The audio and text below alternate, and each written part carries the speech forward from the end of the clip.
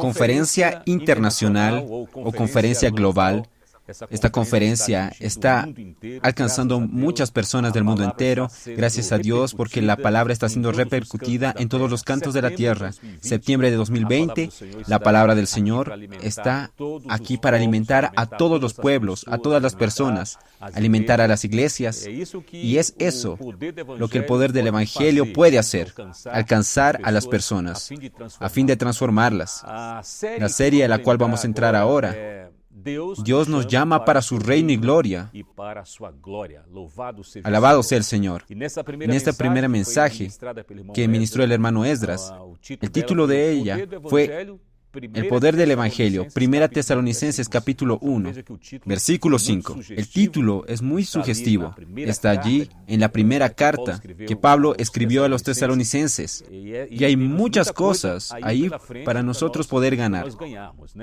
Luego de la introducción, que fue realmente fantástica, el hermano Esdras hizo una contextualización, mostrando el trasfondo de todo esto, de la iglesia, entre muchas otras cosas que fueron habladas allí. Yo destaco 3 cosas importantes aquí para hacer nuestro estudio durante estos 6 meses hacia adelante. Primero, la palabra de dirección.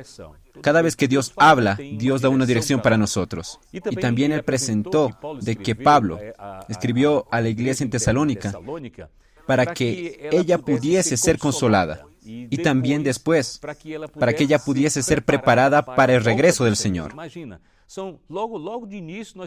Luego de este inicio tenemos 3 cosas. Estas cosas son las que nosotros necesitamos ya aplicar a nuestra vida. Y es eso lo que los presbíteros, los diáconos y las diaconisas necesitan saber ya.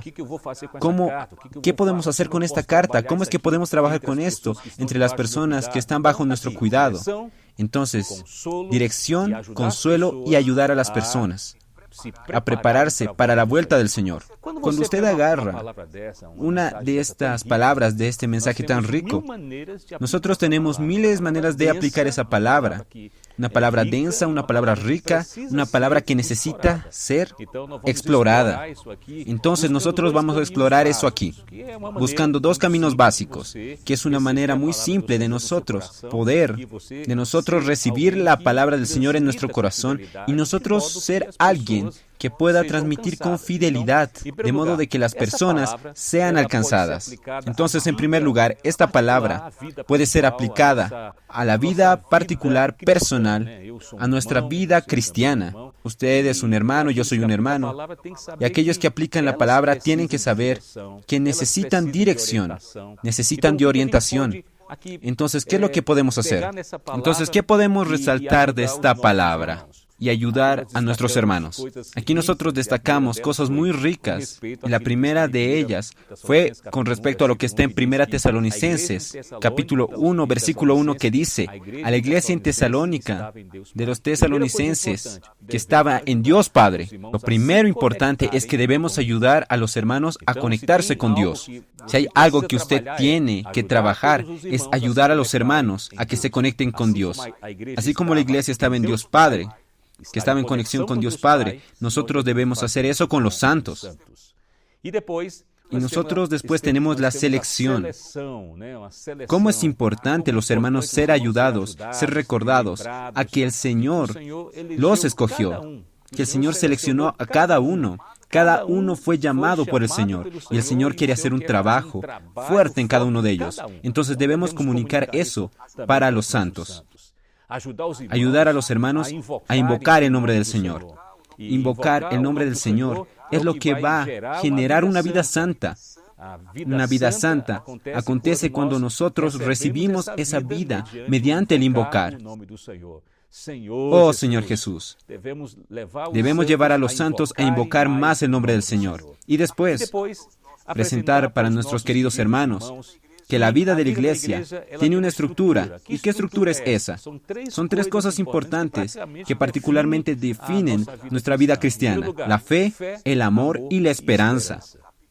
Eso está en el capítulo 1. Fe, amor y esperanza. Fe con respecto a Dios.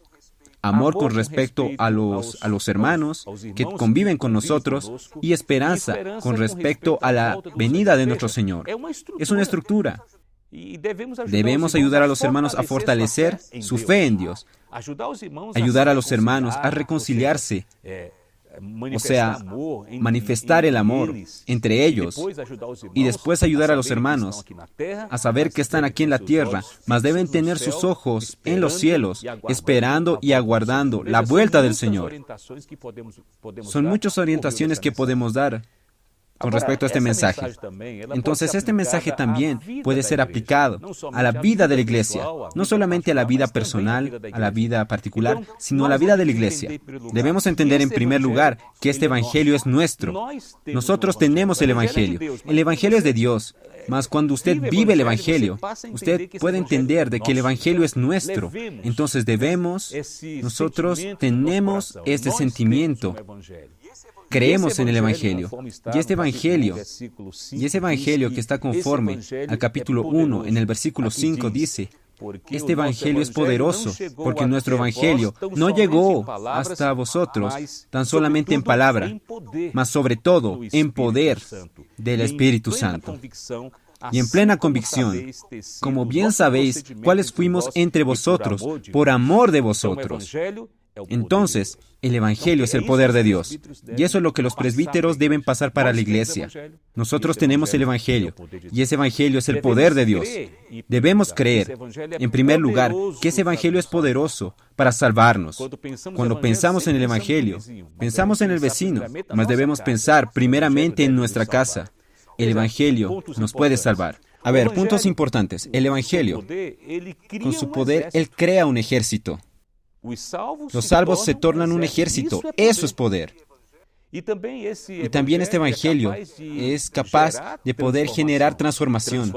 Transformación primeramente en nuestra vida personal, transformación en nuestra familia y transformación de las demás personas. Esa cantidad de elementos y puntos importantes, los presbíteros y los que ministran la palabra pueden explorar en este mensaje 1. Nosotros también debemos saber que hay muchos puntos, muchas áreas oscuras que aún necesitan de salvación. Entonces el Evangelio tiene que entrar en esas áreas y generar salvación. Ese es el poder del Evangelio. Hay muchas áreas en nuestra vida que Dios quiere salvar. ¿Cuál es la expresión nuestra? La expresión de los hijos de Dios cuando son alcanzados por el poder del Evangelio. En primer lugar, la alegría. La alegría en el Espíritu Santo. Usted queda alegre, usted queda animado, porque usted fue alcanzado por ese Evangelio. Y también este Evangelio es poderoso para poder reconciliar a los matrimonios, a los presbíteros con relación a los diáconos, a las diaconisas, a los santos. Ese es el poder del Evangelio. Entonces debemos utilizar ese Evangelio para operar ese nivel de poder en todos los campos y espacios y áreas en nuestro relacionamiento. Y por fin, este Evangelio es capaz de poder sacarnos de las manos de los ídolos. Usted sabe de que la iglesia en Tesalónica estaba cercada por ídolos, mas el Evangelio fue allá y con su poder quitó a las personas de las manos de los ídolos, y ellos pasaron a adorar al Dios vivo y verdadero. Ese es el poder del Evangelio. Y por fin, ese Evangelio debe generar en nuestra vida personal y en nuestra vida de la iglesia un testimonio. Y aquí tiene 3 palabras que el hermano Esdras utilizó, usando el capítulo 1 de 1 Tesalonicenses. Imitación, modelo y después repercusión. El apóstol Pablo, él imitaba a Dios. Los tesalonicenses imitaban al apóstol Pablo y las personas vieron y quedaban admirados. Ellos vieron en aquellos hermanos un modelo, y esa palabra entonces repercutió y alcanzó a muchos lugares de allí, en aquella ciudad, y muchos quedaron impactados. ¿Quién hizo eso? El Evangelio, con su gran poder. Entonces vea que en sus manos tiene un mensaje maravilloso. Usted puede aferrarse a esta palabra, orar y decir al Señor, Señor, ¿cómo es que yo puedo aplicar esta palabra en mi vida? En primer lugar. Y en segundo lugar, Señor, ¿cómo puedo yo aplicar esta palabra en la vida de la iglesia? Entonces, cuando usted hace esas 2 preguntas, el cielo se abre y todos los puntos del mensaje comienzan a entrar y encajar Y de esa manera hay una explosión de revelación, una explosión de luz, una explosión de vida. Y es un mensaje completamente explorado. Entonces debemos explorar la palabra de Dios. En este semestre, lleno de dirección, lleno de luz y lleno de poder. Jesucristo es nuestro Señor. Que el Señor pueda bendecir a las iglesias y pueda bendecir también a nuestro ministerio. Amén.